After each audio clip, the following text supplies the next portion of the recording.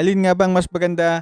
Ang You're Up Next ni Yamaha, which is the Yamaha Lexi, or the sensible choice by Yamaha din, but si Yamaha Mio Grievous? Alin dito sa tingin mo ang mas maganda? Alin dito sa tingin mo ang masulit sa iyong pera? Because previously, nagawa natin ang content about the Honda Click 125 version 4 versus the Yamaha Mio Grievous. Pero ngayon, nandito na si Yamaha Lexi, nakakalabas lang din. Alin kaya dito sa tingin mo ang masulit sa pinaghirapan mong pera? Kaya sa video na ito, pag-usapan natin about isang kanilang side-by-side comparison, ang kanilang specs and key features, and our final thoughts about these motorcycles, whether these motorcycles ba are good motorcycle option or a must-buy motorcycle kind of decision. Unahin na natin dyan ang side-by-side comparison mga bossing. For its pricing mga bossing, we have 84,900 pesos for the Yamaha Mio Grievous and 99,900 pesos naman for the Yamaha Lexi, which is introductory price lang yan. We don't know if mas tataas pa ba yan or hindi as of the moment na ginagawa natin tong content. Meron naman tayong dalawang colors for both of these motorcycles and isang variant lang for these motorcycles din. We have a black and matte green for the Yamaha Lexi and matte brown and dark green naman for Yamaha Grievous. Ngayon naman mga boss, if ang headlight yung pag-uusapan natin dito, both of these motorcycles naman is merong LED. Tapos makikita mo dito kay Grievous, meron siyang isang kilay dito na maganda tignan. Samantalang kay Lexi naman, parang dalawang kilay yung sa kanya. And if ang rear light naman yung pag-uusapan natin dito mga bossing, both of these motorcycles naman is maganda kasi nasa sa isang panel lang yung kaniyang rear light and signal light. Kaya if ever meron kayong mga concept or mga customizations na napag-iisipan, maganda yan kasi isang panel lang yung may customize mo for these motorcycles. Now, if we're gonna talk about the instrument panel naman mga boss, makikita natin dito that the Yamaha Mio Grievous has a significant improvement from its previous na version. So, if makikita mo yung LCD niya, maganda din naman. Kaso nga lang, if makikita mo yung LCD display naman din ni Yamaha Lexi, medyo mas malaki siya tignan. So, mas feel mo dito na hindi ka tinipid. And if ang keyless remote system naman yung pag-usapan natin mga boss, walang ganyang feature for the Yamaha Mio Grievous and the Yamaha Lexi 155. So, both of these motorcycles is merong shutter key system. So, that means disusi pa tong mga motorsiklong ito. If ang utility box naman or underseat compartment mga boss, dito lamang si Yamaha Mio Grievous which is meron itong 25 liters of capacity storage. Samantalang kay Yamaha Mio Lexi naman is meron tayong 12.8 liters na capacity storage lang for this motorcycle. And if makikita mo dito mga boss, Yamaha Mio Grievous is napaka-abundant sa pagbigay ng capacity storage natin dito na pwede magkasya ang full face helmet pero depende pa rin yan sa sizing. Tapos if makikita mo dito si Yamaha Mio Lexi mga boss, makikita mo yung mga advertisement niya na ganong klaseng helmet lang yung magkakasya sa'yo, yung tipong hindi masyadong malaki. Ngayon naman mga boss, if ang charging port yung pag-uusapan natin dito, both naman is meron charging port, USB Type-A charging port for Yamaha Lexi. Tapos, kay Yamaha Grievous naman mga boss is kailangan natin ng charging adapter para makapag-charge tayo for this motorcycle. So, need mo pang bumili ng adapter dito if si Grievous yung napupusuan mo. Maganda din naman both of these motorcycle mga boss kasi naka-mags na tayo dito. So, maganda yan if aesthetics yung pag-uusapan. While if ang fuel tank naman yung pag-uusapan natin dito mga boss, meron tayong 4.2 liters for the Yamaha Mio Grievous and 4.2 liters din naman for the Yamaha Lexi. Kaso nga lang, ang placement natin dito for the gas tank is nandito siya nakalagay sa may left knees natin, si Yamaha Mio Grievous. Samantalang sa underseat compartment pa rin si Yamaha Lexi. Maraming nagko-comment mga boss na maganda sana na ilagay na lang din sa turan yung fuel tank natin para daw mas may chance na mas lumaki yung kaniyang fuel tank. Kasi if fuel consumption naman yung pag-uusapan natin dito mga boss, makikita naman natin dito that we have 45 kilometers per liter for the Yamaha Grievous and 43 kilometers per liter naman for Yamaha Lexi. And again, meron tayong 4.2 liters for both of these motorcycles. So makikita natin dito that meron tayong lamang na 2 kilometers per liter na karagdagan for the Yamaha Mio Grievous. If pag-uusapan natin yung fuel consumption mga bossing again ha, if ang fuel consumption natin mga bossing ay nakasalalay kung paano ka mag-drive sa motorsiklo mo. Kasi all of this naman mga bossing ay estimated fuel consumption lang naman. Next naman mga bossing, if ang displacement yung pag-uusapan natin dito mga boss, meron tayong 125cc lang for the Yamaha Mio Grievous and 150cc naman for the Yamaha Lexi.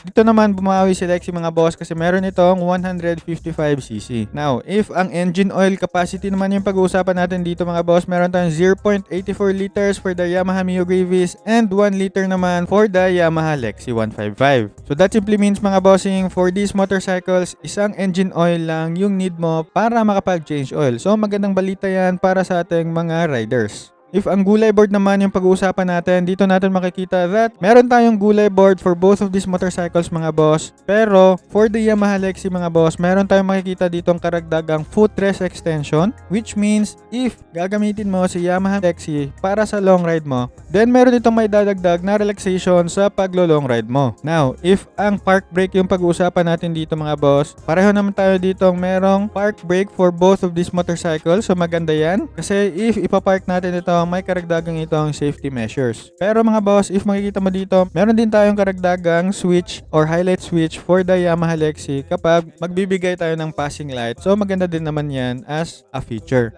And next naman natin dito mga boss, if ang auto start stop system yung pag-uusapan natin dito mga boss, both of these motorcycles naman is meron. And dahil Yamaha sila both mga boss, ang tawag sa kanilang feature na to is stop and start system or SSS. Maganda kasi ito mga bossing kasi if nakaandar yung makina, nasa stop ka na traffic light, then the engine of these motorcycles mga boss will be automatically switched off kasi nasa sense ng makina na hindi tayo umuusbong. So that simply means nakakadagdag ito ng fuel efficiency for our day-to-day rides.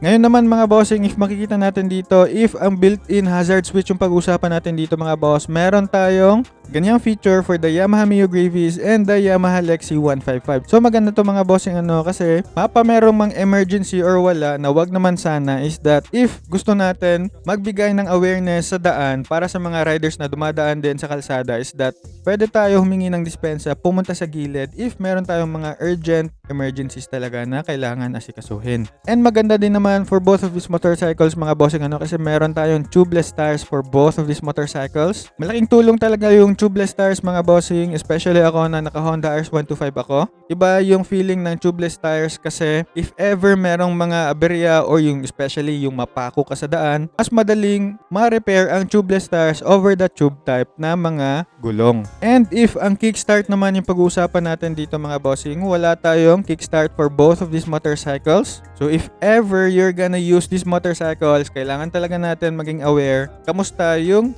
battery life ng mga motorcycles natin. Kailangan natin i-monitor ito and kailangan din natin maging aware para hindi naman tayo malobat sa gitna ng daan, di ba? Although both of these motorcycles mga boss is merong battery indicators for their LCD digital display, meron din naman tayong karagdagang phone connectivity for both of these motorcycles which is the Yamaha Y-Connect app for our mobiles. Maganda kasi ito mga bossing kasi meron ditong karagdagang maintenance recommendations, smartphone notifications, and fuel consumption na pwedeng magbigay sa'yo ng mga data for your day-to-day drive, day-to-day na pagtatrabaho. Mas pwede na natin mamonitor yung mga motor natin by using this application from the Yamaha. Pero mga bossing yan, just to tell you honestly, merong mga Yamaha motorcycle riders talaga na pinapatanggal nila yung Yamaha Y-Connect app nila kasi nagde-drain ito sa mga batteries nila. Pero mga bossing, if you're gonna use these motorcycles na pang araw-araw mo, then hindi naman tayo dapat mag-worry dyan kasi if araw-araw naman, magcha-charge din yung battery niyan if pinapaandar natin lagi yung motorsiklo natin. However, if you're like me na hindi masyadong lumalabas-labas araw-araw, then dyan mo pag-isipan if ipapatanggal mo ba yung Yamaha Y-Connect app or hindi if ito yung mga motorsiklong kino-consider mo. And last but not the least mga bossing, if customization yung pag-uusapan natin dito mga bossing, if yung mga top box yung makikita natin dito mga bossing, maganda tignan din naman for both of these motorcycles, especially knowing that the Yamaha Mio Gravis is merong malaking storage dito sa ating underseat compartment. If dadagdagan mo pa ng top box, mas marami kang may lalagay dito for these motorcycles. However mga bossing, if makikita mo naman si Yamaha Lexi, may pagka maxi scoot talaga siya tignan. So even if maliit medyo yung kaniyang underseat compartment, if lalagyan mo lang ito ng top box, we can really say that sulit pa rin naman ito if ipang long ride mo tong motorcyclong ito kasi meron siyang karagdagang footrest extension din. And lastly mga bossing, if makikita mo, meron ng mga nakapagawa ng crash guard dito for the Yamaha Mio Gravis. But if mag-aabang-abang pa muna tayo for the Yamaha Lexi, I think few weeks or few months from now, if nailabas na si Yamaha Lexi, then I can say baka gawa na rin ito ng crash guard for this motorcycle. Ngayon naman mga bossing, pag-usapan na natin ang kanilang specs and key features. For these motorcycles mga bossing, meron tayong 125cc na displacement for the Yamaha Gravis and 155cc naman for the Yamaha Lexi. Naka-single cylinder nga pala to both of these motorcycles, kaso nga lang naka-air-cooled dito si Yamaha Mio Gravis and naka-liquid cooled dito si Yamaha Lexi 155. With the power of 9.4 horsepower at 8,000 RPM for the Yamaha Mio Gravis, meron naman tayong 15.2 horsepower at 8,000 RPM for the Yamaha Lexi 155. With the 9.5 Newton meters at 5,000 RPM na torque from Yamaha Mio Gravis, meron tayong 14.2 Newton meters at 6,500 RPM naman for the Yamaha Lexi. And if ang compression ratio yung pag-usapan, meron tayong 9.5:1 for the Yamaha Mio Gravis and 11.6:1 naman for the Yamaha Lexi 155. Lastly mga boss, if ang bore stroke ang pag-usapan, meron tayong 52.4/57.9 for the Yamaha Mio Gravis and 58/58.7 naman for the Yamaha Lexi 155. Numbers wise mga boss, or if ang spec sheets yung pag-usapan natin mga boss, makikita mo naman meron tayong mas lamang na numbers dito for the Yamaha Lexi over the Yamaha Mio Gravis, but the pricing mga boss, makikita natin magkalapit lang sila. And bago natin pag-usapan ang kanilang key features mga boss, pag-usapan muna natin ang kanilang dimensions. Unahin na natin dyan si Yamaha Mio Gravis, meron itong 780mm na seat height, 135mm na ground clearance, and 1,275mm na wheelbase. Meron din tayong 100/90/12 na front tires and 110/90/12 naman na rear tires. Samantalang kay Yamaha Lexi 155 mga boss, meron tayong 770mm na seat height, 135mm na ground clearance, and 1,350mm na wheelbase. Meron din naman tayong 90/90/14 na front tires and 100/90/14 na rear tires. If makikita natin dito mga boss, lamang sa seat height ng 10mm si Yamaha Gravis and same lang naman sila ng ground clearance, however, lamang sa wheelbase si Yamaha Lexi 155 over the Yamaha Mio Gravis. Lamang din sa inch tires si Yamaha Lexi 155 which is 14 inch yung kanyang gulong, samantalang kay Gravis is 12 inch lang. Ngayon, pag-usapan na natin ang kanilang key features. Both naman mga bossing is the same na walang ABS. Naka-ACG starter for both of these motorcycles pero SMG starter ang tawag kay Yamaha. Naka-auto start stop tayo dito, naka-key shutter tayo dito, and naka-monoshock for both of these motorcycles. Both naman din is merong Yamaha Blue Core engine. Naka-drum brakes tayo sa likod. Pero, if ang valves ang pag-usapan mga boss, naka-4 valves na si Yamaha Lexi 155, samantalang si Gravis naman is naka-2 valves lang. Again mga boss, napag-usapan na natin yung 4 valves and 2 valves previously sa Honda Giorno versus Honda Click. So for now, ang quick explanation nito is that if ano yung magagawa ng 2 valves is mas kayang gawin yan ni 4 valves. However, yung cons nga lang mga boss, if maintenance in the long run yung pag-usapan, medyo mas marami tayong, mas complex ang maintenance dito kasi 4 doors na yung intake tsaka outtake ng makina mo kay Lexi over the 2 doors ni Yamaha Mio Gravis. And lastly mga boss, if ang timbang yung pag-usapan before pag-usapan yung price, meron lang tayong 102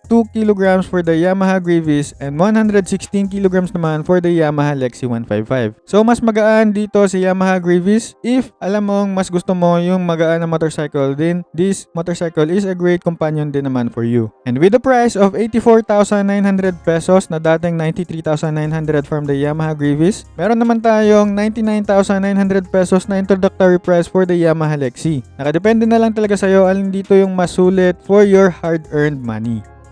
Because on our final thoughts, pag-usapan na natin ang kanilang verdict whether these motorcycles ba are good motorcycle option or a must-buy motorcycle kind of decision. If makikita natin dito mga boss, meron ako nilagay dito na nagustuhan ko talaga for both of these motorcycles na sa tingin ko naman din is magugustuhan nyo. Both of these motorcycles talaga mga boss ay merong dalang comfortability and beginner-friendly experience. Bakit? Kasi meron itong automatic transmission na engine. So that simply means mga boss, if naka-automatic kasi tayo, naka-scooter tayo tayo mga boss, you're just one throttle away for your next journey. Especially, hindi ka na mag-iisip whether anong gear ka na, mag-change gear ka na ba, ganito ganyan. That would really be a great convenience for all motorcycle riders na mga nagko-consider nito. Pero mga boss, if makikita mo naman dito, si Yamaha Greavis 125 is meron siyang bigger storage na underseat compartment, and meron din tayong gas tank placement dito na mas magbibigay ng comfort sa'yo kasi nakalagay ito sa may left knees natin. So hindi na natin kailangang tumayo pa para magpa-refill sa ating mga motorsiklo. And if makikita mo naman dito mga boss, ang advantage naman if si Lexi 155 yung kino-consider mo with this motorcycle mga boss is that ang frame ng body niya mga boss is merong Maxi Scoot experience with a footrest extension. So that simply means mga boss, yung frame niya is medyo may pagkalaki yung kanyang chassis with the Yamaha Aerox and the Yamaha NMAX. If makikita natin dyan mga boss, nako-consider talaga siya as a baby NMAX or the Greavis 155. So all in all experience mga boss, masasabi talaga natin dito that if you're more on the convenient side, kasi merong mas malaking underseat compartment, nasa labas na yung fuel tank, and almost 80% to 90% naman ng kaya gawin ni Lexi is kayang gawin ni Greavis, then dyan natin marerecommend si Yamaha Mio Greavis. Pero if you're like me na medyo nakukulangan na sa 125cc displacement and ayaw din naman gumastos ng sobrang laking budget for a motorcycle like the Yamaha Aerox or the Yamaha NMAX, then the Yamaha Lexi 155 talaga mga boss is the sweet spot. So if ever man natatanungin ako alin dito yung mas nagugustuhan ko, and then for me mga boss, the Yamaha Lexi 155 is the best upgrade for me. Especially meron akong Honda RS125 Fi and Suzuki Gixxer 155. 125cc na automatic motorcycles and 150cc na manual motorcycle. That simply means mga boss, okay na ako sa 155cc, especially na nandito lang ako sa Cebu. Gusto kong magkaroon ng automatic motorcycle. Then, the sweet spot for my upgrade is the 155cc automatic motorcycle na si Yamaha Lexi 155. But all in all naman mga bossing, makikita naman natin dito, if ever short ka sa budget mo mga bossing, hindi natin kailangan i-push yan. The Yamaha Mio Greavis 125 pa rin naman is a great companion for your dailies, especially if mas comfort yung hahanapin mo kasi meron talaga tong convenience na may bibigay sa'yo. However, if Yamaha Lexi 155 naman yung napupusuan nyo, then maganda ito tignan kasi medyo malaki talaga siya. Mukha talaga siyang baby NMAX. So if ever gusto nyo malaki pa rin tignan yung motorsiklo nyo pero merong gulay board, merong footrest extension, yung mga ganon, tapos malalagay mo rin naman ng top box, this motorcycle talaga is one of the best motorcycles na nailabas ni Yamaha dito sa Pilipinas. Pero kayo ba mga boss, alin dito yung sa tingin nyo mas nagustuhan nyo, alin dito sa tingin nyo masulit sa pera nyo? Paki-comment nyo nga dyan sa comment section. And if nagustuhan nyo yung mga ganitong klaseng mga videos, you can follow me for more. Like this video na rin and make a comment down below if meron ka mga questions or suggestions na pwede natin pag-usapan dyan together with the community. And you can also support me by purchasing helpful products dyan sa mga affiliate videos ko, and always remember lang to ride safe